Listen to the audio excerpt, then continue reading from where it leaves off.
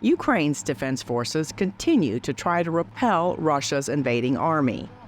On Friday, President Joe Biden marked the second anniversary of Russia's invasion by announcing sanctions on 500 individuals and entities linked to the invasion and the death in a Russian prison of Russian opposition leader Alexey Navalny.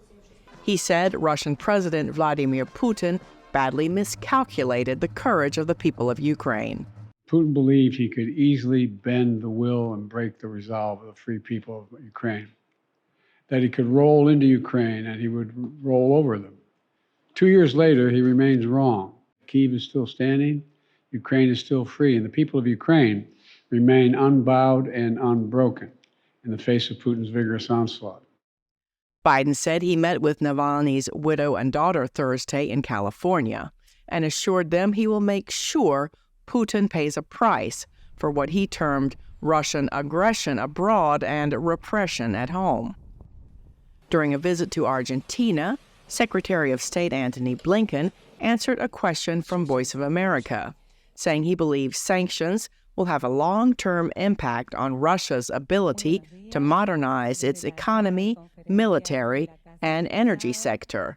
And Blinken did not forget Navalny. We're also taking action against 3 individuals specifically in connection with the death of Alexey Navalny, the prison warden, the regional prison head, the deputy director of the Federal Penitentiary Service. In Moscow, Putin took part in a Defender of the Fatherland Day patriotic ceremony and hailed what he termed the authentic heroes fighting in Ukraine. Some observers say that the sudden death of Navalny in Russian custody reveals that Putin is vulnerable. I don't think that he would have murdered Alexei Navalny if he was feeling confident. I think that's the sign of a man who's feeling scared.